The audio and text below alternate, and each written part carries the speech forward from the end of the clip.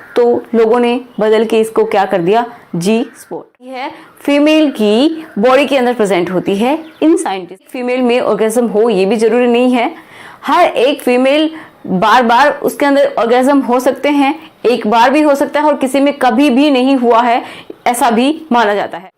Good morning, कैसे हैं आप सब? सो आई होप आप सभी बहुत अच्छे होंगे। तो आज हम बात करने वाले हैं एक ऐसे ही टॉपिक के ऊपर जिसके ऊपर मोस्टली लोग बात नहीं करते हैं, एक बहुत ही टैबू टॉपिक है। तो आज का जो टॉपिक है मैं बता देती हूँ, वो है जी स्पॉट। अभी जो जी स्पॉट है ये क्या होता है, ये जो बहुत सारे मैंने डायग्राम्स बनाए हैं इनके थ्रू मैं आपको समझाऊंगी, बिल्कुल साइंस की भाषा में हम समझेंगे कि क्या होता है। ठीक है, तो चलिए शुरुआत करते हैं आज के वीडियो की। So my name is Ekta and आपका हम सबका यूट्यूब चैनल स्टडी विद मी। तो सबसे पहले हमारा क्वेश्चन यही आता है कि जो जी स्पॉट है वो होता क्या है, इसको समझने की जरूरत है। तो देखिए, एक साइंटिस्ट हुए जो कि जर्मन साइंटिस्ट थे एंड फिजिशियन भी थे, जिनका नाम था अर्नस्ट ग्रेफेनबर्ग। ठीक है, ये इनका नाम था।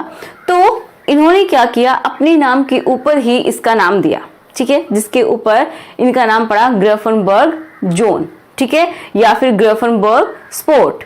ठीक है, अब ग्रेफेनबर्ग काफी मतलब डिफिकल्ट सा नाम है, तो लोगों ने बदल के इसको क्या कर दिया, जी स्पॉट। समझ में आ रहा है? ग्रेफेनबर्ग से ही ये जी आया है। तो अब इतना तो क्लियर हो गया होगा कि ये जी क्या है।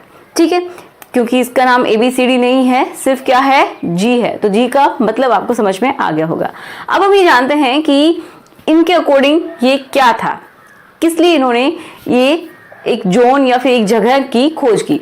तो ये जगह कहाँ पे प्रेजेंट होती है, फीमेल की बॉडी के अंदर प्रेजेंट होती है इन साइंटिस्ट के अकॉर्डिंग। तो इसको समझने की कोशिश करते हैं कि उन्होंने इस जगह को कहाँ पे फीमेल की बॉडी में बताया कि कहाँ होता है जी स्पॉट या फिर जी जोन या फिर जो भी जगह है जी के नाम से जो इन्होंने दी। ठीक है, तो ये मैंने एक फीमेल बनाई है, समझ में आ रहा है?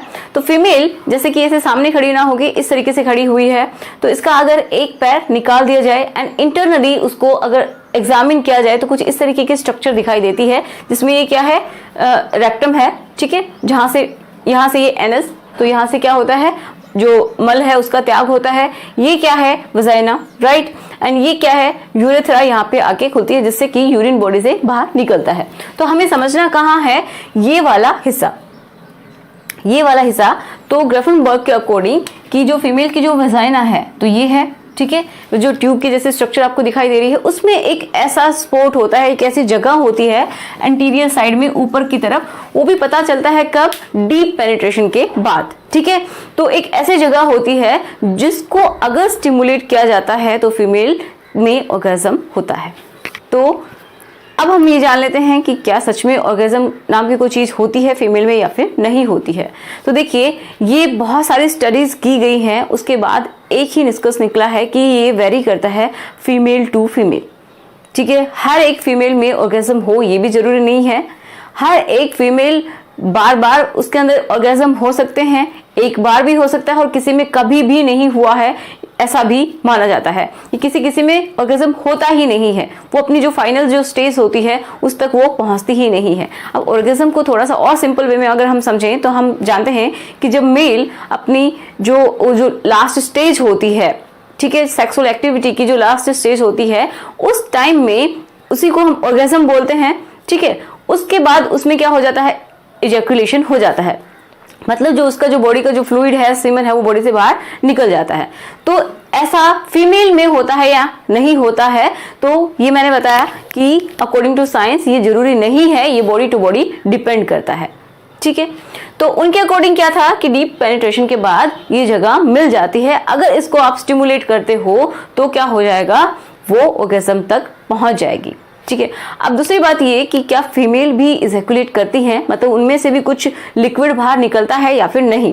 तो यस, फीमेल भी इजैकुलेट करती हैं, लेकिन मेल की कंपैरिजन में कम करती हैं। किसी में बहुत ही कम होता है, किसी में थोड़ा ज्यादा होता है। ठीक है, लेकिन मेल की कंपैरिजन में वो कम ही होता है। ओके, तो ये होता है कुछ इसके लिए। समझ में आया इतना? अब हम जान लेते हैं कि इसके, देखिए जो ग्रेफेनबर्ग ने बताया उस चीज को पूरी तरीके से खारिज कर दिया गया, उसको गलत साबित कर दिया गया, क्योंकि जो ग्रेफेनबर्ग थे वो अपनी बात को पूरी तरीके से समझा नहीं पाए। उन्होंने ये बात बोल तो दी कि इस जगह पे ये कुछ इस तरीके की टिश्यू है, कुछ भी है, मतलब एक जगह है, ऐसा जोन है जहां पे अगर आप स्टिमुलेट उस चीज को करते हो तो ऑर्गेज्म होता है, ठीक है। लेकिन वो पूरी तरीके से अपनी बात को समझा नहीं सके। तो उसके बाद बहुत सारी थ्योरीज आई, बहुत सारे लोगों ने और रिसर्चेस किए, तो नतीजा क्या निकला कि ऐसी कोई जगह यहाँ पे नहीं है जी जोन जैसी, ठीक है। अब देखिए एक और इसके लिए हम सच समझ सकते हैं कि फीमेल में ऑर्गेज्म किस तरीके से होता है, ठीक है। तो देखिए यहाँ पे ये जो मैंने बनाया है ब्लू कलर का, तो आप समझ सकते हैं ये क्या है, क्लाइटोरिस है।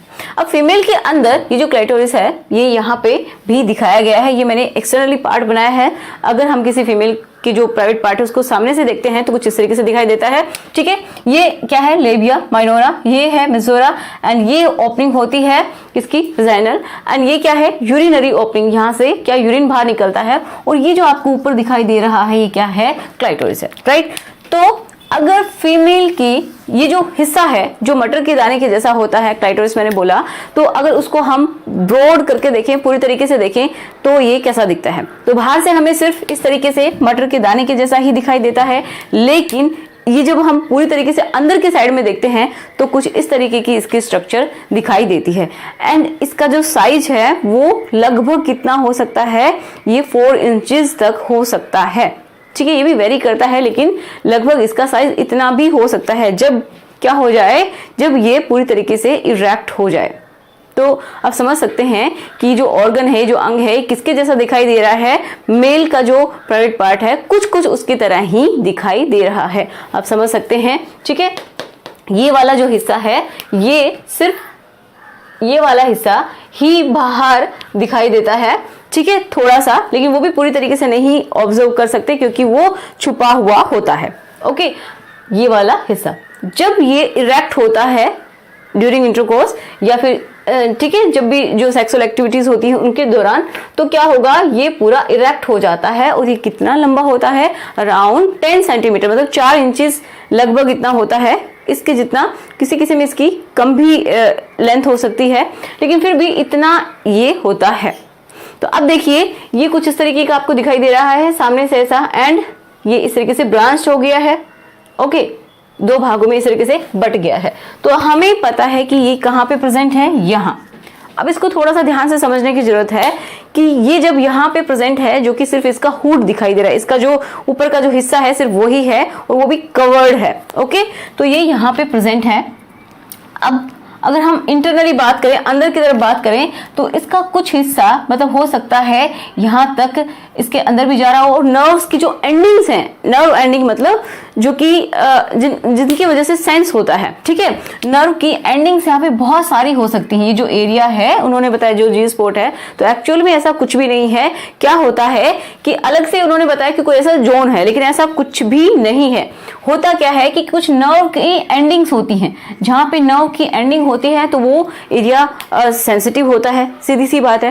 तो यहाँ पे क्या है, देखिए ये वाला हिस्सा, मतलब यहाँ तक भी इसमें एंडिंग्स हो सकती है, नर्व की एंडिंग्स हो सकती हैं, जिस वजह से ये हिस्सा क्या हो जाता है, किसी किसी में क्या होता है, सेंसिटिव ज्यादा होता है। तो नर्व की एंडिंग किसी में ज्यादा है, किसी में कम है, ये भी थोड़ा फर्क हो सकता है, ओके।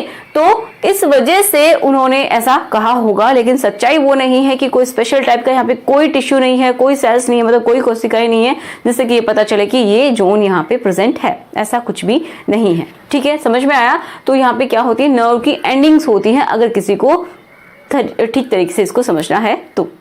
आज का वीडियो हमारा यहीं तक था। आई होप मैं आपकी हेल्प कर पाई होंगी, आपका ये जो डाउट था वो क्लियर हो गया होगा। आज के बाद आप ढूंढना बंद कर देंगे कि ये जो स्पॉट है ये कहाँ पे प्रेजेंट होता है, ठीक है, ये बिल्कुल सच्चाई है। अच्छे से आप इसके ऊपर विश्वास कर सकते हैं। अगर आपको विश्वास नहीं होता है तो आप किसी भी गायनेकोलॉजिस्ट के पास जाके उनसे भी बहुत अच्छे से कंसल्ट कर सकते हैं, समझ सकते हैं इस चीज को, तो वो भी बहुत अच्छे से आपको समझा देंगे, ठीक है। अगर आपको लगा कि मैंने आपके जो क्वेश्चंस हैं आपके माइंड में उनका आंसर दिया, आप अच्छे से समझ पाए इस चीज को, तो आप 2 हैशटैग मेरे लिए लगाएंगे। एक तो है study with me Ekta, hashtag study with me Ekta.